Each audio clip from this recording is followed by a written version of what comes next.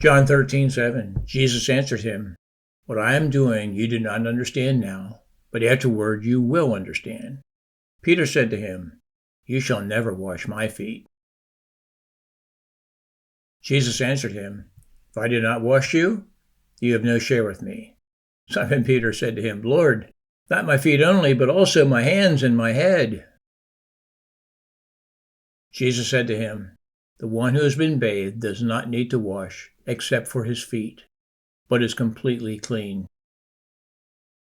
And you are clean, but not every one of you, for he knew who was to betray him. That was why he said, 'Not all of you are clean.' So now I'm giving you a new commandment. Love each other. Just as I have loved you, you should love each other. Your love for one another will prove to the world that you are my disciples."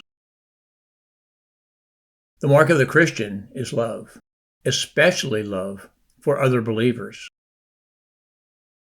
Galatians 6:10, therefore, whenever we have the opportunity, we should do good to everyone, especially to those in the family of faith.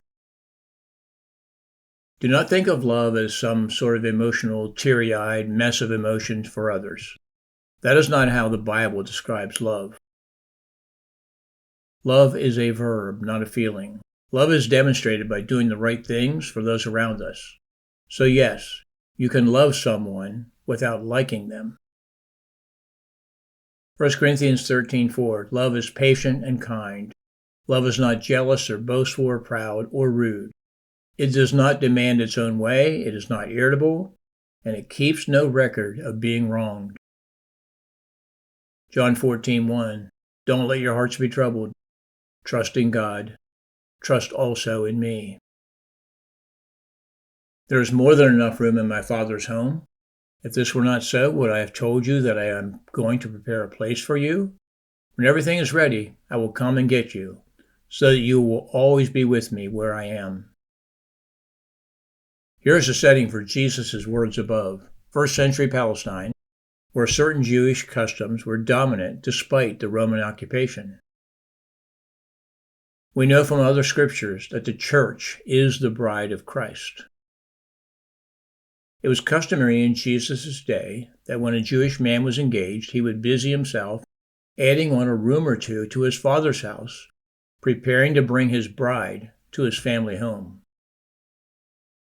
So when Jesus says, "There is room in my Father's house, and I go to prepare a place for you," the disciples just may have understood the reference he was making. Today is quite clear what Jesus meant. He was going away, and then it's confirmed in John 13:36, "You can't go with me now, but you will follow me later." And he says that if he goes away, he will prepare a place for them, and then he will return for them so that they would be with him again. The disciples ask about the way to him, and he replies, "I am the way, the truth, and the life." The teaching that confounds so many, and is hated by many for its exclusivity, there is just one way to God. Be that as it may, it is our job to be part of those narrow-minded ones who take God at his word and believe what he says. John 15:1, I am the true grapevine and my Father is the gardener. He cuts off every branch of mine that doesn't produce fruit, and he prunes the branches that do bear fruit, so that they will produce even more. You have already been pruned and purified by the message I have given you. Remain in me, and I will remain in you. For a branch cannot produce fruit if it is severed from the vine, and you cannot be fruitful unless you remain in me. The language here has a seriousness about it that baffles some. For if Jesus is all just meek and mild, these words seem odd. Yes, I am the vine, you are the branches. Those who remain in me, and I in them, will produce much fruit. For apart from me, you can do nothing. In the above, Jesus was not talking about salvation. He was talking about our life after we're saved. A non-believer cannot bear fruit, and even after we are saved, believers are not automatically fruitful. I am the true grapevine, and my Father is the gardener. What is true of grapevines, that they need to be cut back or pruned to thrive, is evidently true of Christians as well. The gardener, the Father, cuts off all the unproductive branches and then cuts back even the ones that are producing so that they will produce even more fruit. Points to ponder. The mark of the Christian is love, especially love for other believers. Love is a verb, not a feeling. Love is demonstrated by doing the right things for those around us.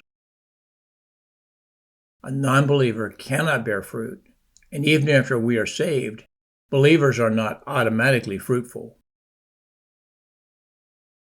This class, and indeed the entire school, is dedicated to helping others see that God is bigger than we think and better than we know.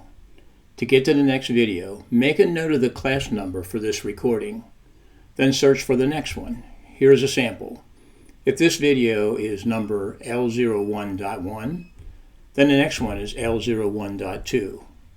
And remember to like and subscribe on YouTube and follow on Rumble.